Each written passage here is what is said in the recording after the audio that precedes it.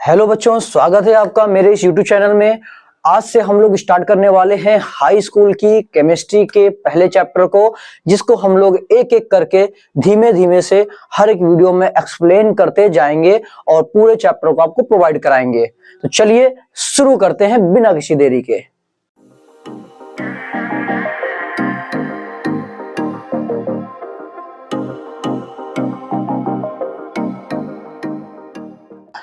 बच्चों, ये हमारे सामने रहा केमिस्ट्री का पहला चैप्टर क्लास 10th का है, जिसका नाम है रासायनिक अभिक्रियाएं एवं समीकरण। आज इस चैप्टर को शुरुआत करने जा रहे हैं धीमे धीमे करके। इसकी आपको और भी वीडियो मिलती जाएंगी, तो समझते हैं पहले इसको और फिर हम लोग पढ़ेंगे नेक्स्ट वीडियो में। इसको धीमे धीमे करके पूरा चैप्टर खत्म करेंगे, पूरी केमिस्ट्री अच्छे से समझेंगे और साथ ही साथ इसकी बायो को भी लेकर चलेंगे क्लास 10th की। तो चलिए शुरू करते हैं। तो यहाँ पर हमारे पास देखिए, इस चैप्टर में सबसे पहली जो हेडिंग है वो है भौतिक परिवर्तन। यहाँ परिभाषा क्या लिखी हुई है? लिखा हुआ है ऐसा परिवर्तन जिसमें कोई नया पदार्थ नहीं बनता है भौतिक परिवर्तन कहलाता है। और लिखा है यह एक अस्थायी परिवर्तन है। ठीक है, तो पहले हम लोग समझते हैं इस परिभाषा का मतलब क्या है। ठीक है, कह रहा है ऐसा परिवर्तन जिसमें कोई नया पदार्थ नहीं बनता। जनरली अब एक बात समझ लीजिए, आपने मान लीजिए कागज लिया, उस कागज को आपने फाड़ दिया, तो फटने के बाद भी वो कागज ही रहेगा। आपने उस कागज में परिवर्तन किया, उसको फाड़ा है, और फाड़ने के बाद वो क्या है? कागज ही है। कागज से वो कुछ और नहीं बन गया है कि आपने उसको मान लो फाड़ दिया और फाड़ने के बाद भी बहुत बढ़िया सी मान लो वो चार्ट बन गया हो। हाँ, ऐसा कुछ होता है क्या? नहीं ना। यानी कि कागज फटने के बाद भी कागज ही रहता है ना। तो ये एक ऐसा परिवर्तन है जिसमें कोई नया पदार्थ नहीं बना है, जो था वही है। तो हम कागज के फटने को बोल सकते हैं भौतिक परिवर्तन। और हम लोग इसको समझ सकते हैं और अच्छे से। जैसे मान लीजिए कि आपको मान लीजिए एक स्वेटर दिया गया। अब आपने उस स्वेटर में देखा कि एक गांठ लगी हुई है। उस गांठ को आपने देखा, खोलते गए खींचते गए और घुमा घुमा के बढ़िया से स्वेटर का गुल्ला बना दिया। क्या किया आपने? स्वेटर को गुल्ले में कन्वर्ट कर दिया। अब स्वेटर से पूरा एक ऊन का गुल्ला बन चुका है। तो ये बताइए, क्या यहाँ पर उस स्वेटर में जो ऊन इस्तेमाल हुई थी वो ऊन से कुछ और बन गया क्या गुल्ला बनाने के बाद? नहीं ना, है तो वो अभी भी ऊन ही। हाँ, यानी कि इसमें भी कोई नया पदार्थ नहीं बना है। अब लिखा हुआ था यहाँ पर एक अस्थायी परिवर्तन। अस्थायी का मतलब क्या होता है कि हमने जो काम किया वो टिकाऊ नहीं रहता ज्यादा देर तक। या हम ये कह सकते हैं कि ऐसा नहीं है कि हमेशा के लिए हम टिकाऊ उसको कर दें, हम उसको चाहे तो वापस भी ला सकते हैं। मतलब उस ऊन के गुल्ले को आप वापस से स्वेटर में बदल सकते हो ना। बिल्कुल, इसका मतलब ये एक अस्थायी परिवर्तन था। अभी जैसे ही मान लीजिए आपने क्या किया, उस ऊन के स्वेटर को खोलने की जगह गुल्ला बनाने के उसको जला दिया। अब जलाने के बाद क्या बन जाएगी? राख। अब यहां पर ध्यान दीजिए आप, यहां पर देखिए एक जो आपने परिवर्तन किया, जलाना, स्वेटर को जलाया है, जलाने के बाद जो राख बनी है ना, राख क्या? एक नया पदार्थ है। अब आप बताइए जरा, अब आप उस राख को क्या वापस से गुल्ले में, ऊन के या स्वेटर में कन्वर्ट कर सकते हैं क्या? नहीं ना। इसका मतलब ये स्थायी हो गया, स्टेबल हो गया है। ठीक है, अब वो राख वापस से ऊन का गुल्ला या स्वेटर नहीं बन सकती है। ठीक है, उम्मीद करेंगे अच्छे से बात समझ में आ गई होगी आपको। अब जल्दी से हम लोग यहाँ पर और चीजों को समझते हैं। यहाँ पर इन परिभाषाओं को देखकर इनके एग्जाम्पल जानते हैं क्या है। देखिए, मेरे ख्याल से आपको बात समझ में आ गई होगी कि ऐसा परिवर्तन जिसमें कोई नया पदार्थ नहीं बनता है उसको हम लोग क्या कह सकते हैं? भौतिक परिवर्तन। ठीक है, जितने भी ऐसे हमारे परिवर्तन है जिसमें नया पदार्थ नहीं बनेगा वो भौतिक परिवर्तन होंगे। और इसके बाद कह रहा है ये एक अस्थायी परिवर्तन है, मतलब ये टिकाऊ नहीं होता, हमेशा के लिए स्टेबल नहीं है, उसको हम वापस से सही भी कर सकते हैं। जैसे यहाँ पर कुछ एग्जांपल दिए गए। मोम का पिघलना, ध्यान दीजिए, यहाँ पर हमारे पास जो मोमबत्ती है उसकी मोम पिघल रही जलते जलते। अब मोम पिघलने के बाद भी मोम ही रहेगी, पिघलने के बाद भी क्या रहेगी? मोम रहेगी। वापस से उस मोम से मोमबत्ती बनाई जा सकती है। ठीक है, यानी कि वो क्या है? स्थायी नहीं हुई है। कि ऐसा नहीं कि मोम पिघल गई उसके बाद वापस से उसको हम लोग मोमबत्ती में कन्वर्ट नहीं कर सकते, फिर से कर सकते हैं, बस बाती लगानी पड़ेगी जो जल गई आपको।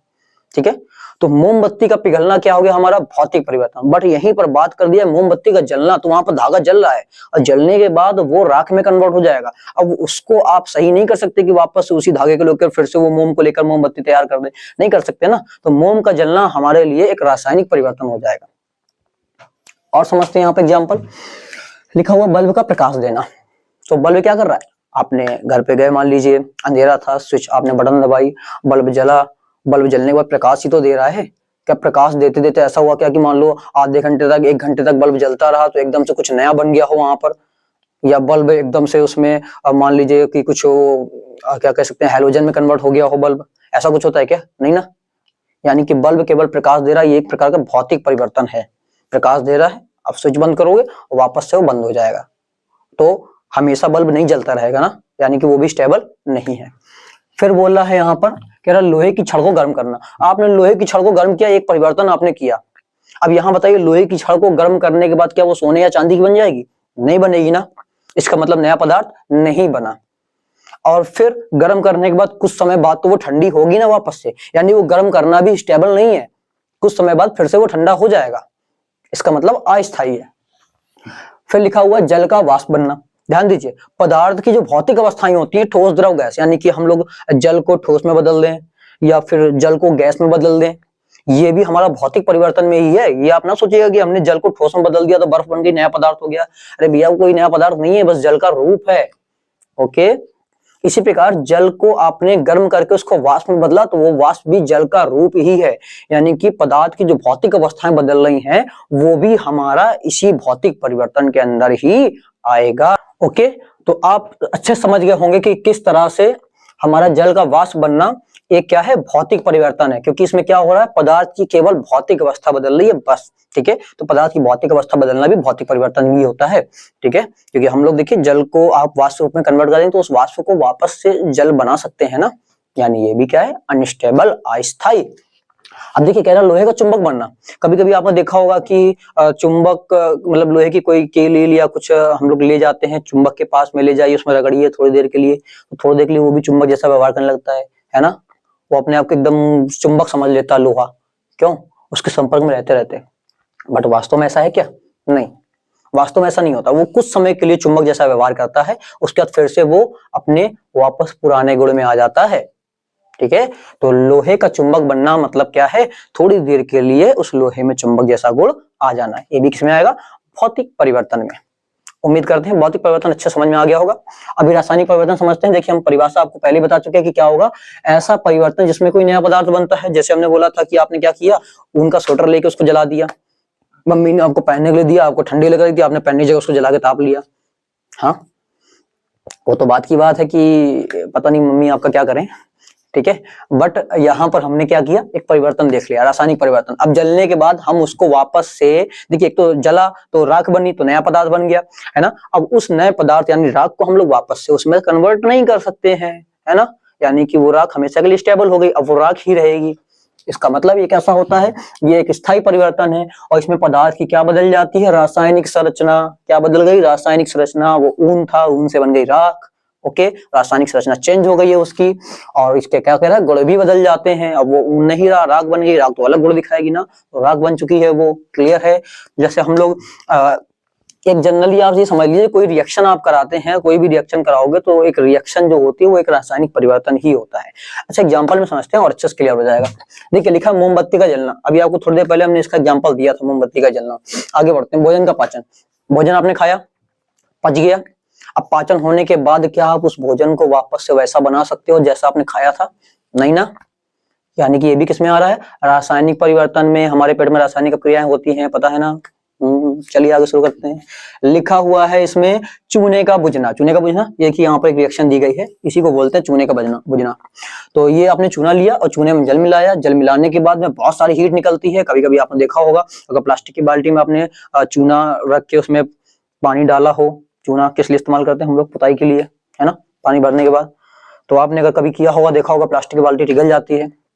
ठीक है, क्योंकि क्या होता है, जब हम लोग चूने में पानी मिलाते हैं तो बहुत ज्यादा हीट निकलती है। ये एक ऊष्माक्षेपीय अभिक्रिया है, इसको भी बहुत जल्दी हम लोग आगे डिस्कस करेंगे कि ऊष्माक्षेपीय अभिक्रिया क्या होती है। ठीक है, ध्यान रखिएगा आप, यहाँ पर क्या हो रहा है, बहुत ज्यादा हीट निकलेगी, और हीट निकलने के बाद हमारे पास जो बन के आएगा CaOH का होल ट्वाइस, इसको बोलते हैं बुझा हुआ चूना, चूने का बुझना। अब यहाँ बताइए जरा, आप देख लीजिए, हमें जरा देख के बताइए कि आपको वहां चूना दिख रहा है, क्या आपको वहां जल दिख रहा है? नहीं, दोनों का मिश्रण है, वहां पर एक नया पदार्थ बन चुका है, और यहाँ पर ये स्टेबल है। अब आप इसको इसमें कन्वर्ट नहीं कर सकते हैं। ठीक है, तो चूने का बुझना भी क्या है, एक रासायनिक परिवर्तन है। फिर हम लोग आते हैं, देखिए अगला एग्जांपल लिखा, बीज का अंकुरण। एक आपने बीज लगाया और बीज से वो पौधा बन गया। अब उस पौधे को क्या बोलेंगे, कह देंगे वापस छोटे हो जाओ, बीज बन जाओ, हमें तुम्हारा ये रूप पसंद नहीं है? नहीं ना, वो छोटा नहीं हो पाएगा। यानी कि एक बार बीज से पौधा बन गया तो बन गया। ठीक है, तो यानी बीज का अंकुरण भी क्या है, एक रासायनिक परिवर्तन है, ये भी स्टेबल रहता है। और इसमें भी क्या हुआ, अब वो बीज नहीं रहा, बीज से उसकी संरचना क्या हो चुकी, रासायनिक संरचना वो उसके बदल चुके हैं। ओके, आगे शुरू करते हैं। हमारे पास में लिखा हुआ है अभिकारक व उत्पाद। अब अभिकारक व उत्पाद क्या होते हैं पहले समझिए, फिर परिभाषा पढ़ के देखते हैं हम लोग। देखिए यहाँ पर सिंपल सी बात यह है कि आपने जिस पदार्थ में रासायनिक परिवर्तन देखा है, जिस पदार्थ में आपने रासायनिक परिवर्तन देखा, ध्यान दीजिए भौतिक और रासायनिक दो परिवर्तन है, तो आपने जिसमें रासायनिक परिवर्तन देखा है उसी पदार्थ को हम लोग अभिकारक कहेंगे। जिस भी पदार्थ में रासायनिक परिवर्तन होता है उसको हम लोग कहते हैं अभिकारक, याद रखिएगा। जैसे हमने आपको बोला यहाँ पर कि बीज का अंकुरण, तो बीज में रासायनिक परिवर्तन हो रहा ना, यानी बीज यहाँ पर अभिकारक है। और इस रासायनिक परिवर्तन के बाद, इस अभिक्रिया के संपन्न होने के बाद जो नई चीज बन के आएगी उसको बोलेंगे उत्पाद। जैसे बीज के अंकुरण होने के बाद नया पौधा बनता है तो वो पौधा हमारे लिए होगा उत्पाद। ओके, ऐसे ही चूने का बुझना, देखिए यहाँ पर ये चूना और जल हमने मिलाया और इसका प्राप्त हुआ बुझा हुआ चूना, तो ये जो आपने मिलाया है इसको बोलते हैं अभिकारक। और यहाँ जो बन के आया है नई चीज, रासायनिक परिवर्तन देखिए इसमें हुआ है, रासायनिक परिवर्तन के बाद जो नया हमारे पास पदार्थ आया है उसको बोलते हैं उत्पाद। जैसे आपको हमने बोला था स्वेटर को जला दीजिए, वो एक रासायनिक परिवर्तन है। ध्यान से सुनिए, ये हम आपको एग्जांपल दे रहे हैं स्वेटर के जलाने का। घर में जला ना दीजिएगा स्वेटर आप लोग, ठीक है, वरना फिर आपका क्या होगा आप ही समझिए। ओके, तो स्वेटर को अगर हमने जला दिया, जलाने के बाद हमने देखा उसमें रासायनिक परिवर्तन हुआ, वो राख में बदल गया है। तो जो हमने रासायनिक परिवर्तन किया है किस पे किया है, स्वेटर पे, यानी स्वेटर है अभिकारक।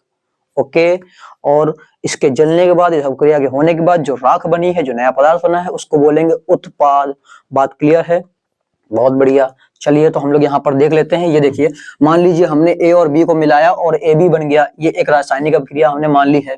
ओके, तो यहाँ पर देखिए इस रासायनिक अभिक्रिया में जो पदार्थ भाग ले रहे हैं उसको बोला अभिकारक, और जो बन के आया उसको बोला है उत्पाद। परिभाषा समझिए क्या लिखी हुई है, जिस पदार्थ में रासायनिक परिवर्तन होता है उसे अभिकारक कहते हैं तथा इस अभिक्रिया के बाद बना पदार्थ उत्पाद कहलाता है। उम्मीद करेंगे समझ में आ गई होगी आपको अच्छे से। ठीक है, एक परिभाषा आप इसकी और बोल सकते हैं कि किसी रासायनिक अभिक्रिया में भाग लेने वाले पदार्थों को हम लोग अभिकारक कहते हैं और बनने वाले नए पदार्थ को उत्पाद कहते हैं। ठीक है, ये भी आप बोल सकते हैं, बट समझने की दृष्टि से ये बहुत बढ़िया है।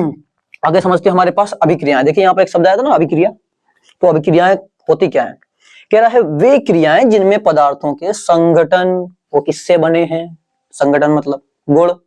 ठीक है, गुण का मतलब समझ सकते हैं आप। ठीक है, वो खाने वाला गुण नहीं है, यहाँ पर गुण का मतलब क्या है, जैसे कि मान लो जल में घुलता है कि नहीं घुलता है, ठीक है, स्वाद में कैसा है, या फिर वो कितने टेम्परेचर पर गलता है, ये ऐसे गुण। ठीक है, गुण भी अभी हम बताएंगे आपको, दो प्रकार के होते हैं, भौतिक गुण, रासायनिक गुण, उसके बारे में भी चर्चा करेंगे बहुत जल्दी। तो क्या रासायनिक संरचना, रासायनिक संरचना मतलब कि उसकी किस तरह की रासायनिक केमिकल संरचना होगी, केमिकल स्ट्रक्चर कैसा उसका, उसके बारे में बहुत जल्दी आपको बताएंगे। बट यहाँ पर आप ध्यान रखिएगा क्या कि ऐसी सभी क्रियाएं जिनमें पदार्थों के संगठन, गुण और रासायनिक संरचना बदल जाती हैं, परिवर्तित हो जाती हैं, अभिक्रियाएं कहलाती हैं। कितने प्रकार की हैं, दो प्रकार की। कौन कौन सी होती हैं, नाभिकीय अभिक्रिया और रासायनिक अभिक्रिया। कौन कौन सी होंगी, नाभिकीय अभिक्रिया और रासायनिक अभिक्रिया। ये कौन सी होती है या क्या है ये सारी नाभिकीय अभिक्रिया, रासायनिक अभिक्रिया क्या है, इनके बारे में बहुत जल्दी हम लोग चर्चा करेंगे। फिलहाल हम छोटी सी डेफिनेशन आपको बता दे रहे हैं। देखिए, नाभिकीय अभिक्रियाओं में परमाणु के नाभिक भाग लेते हैं, परमाणु के नाभिक भाग लेते हैं।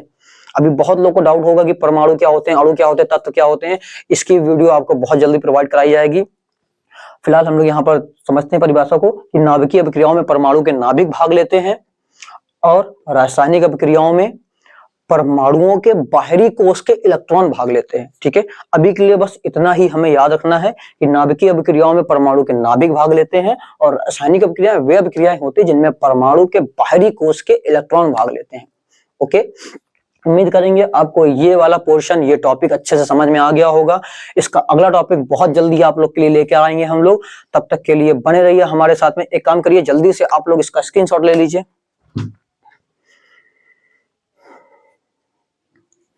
तो आपने स्क्रीनशॉट ले लिया होगा। इसके जो हम बताते जा रहे हैं आपको बिल्कुल सीरियल से पढ़ाते जाएंगे। बहुत ही बढ़िया सुंदर सुंदर नोट्स बनाइए आप लोग इसके, ताकि आपको पेपर में प्रॉब्लम ना हो, बहुत अच्छे से आपको ये समझ में आए, इसलिए इसके नोट्स जरूर बनाइए। ठीक है, तो अगर और भी आपको ऐसी बढ़िया वीडियो चाहिए, हमारे साथ बने रहिए। कोई प्रॉब्लम होने पर कमेंट कीजिए और वीडियो को लाइक, शेयर एंड चैनल को सब्सक्राइब जरूर कीजिए। तो मिलते हैं नेक्स्ट वीडियो में।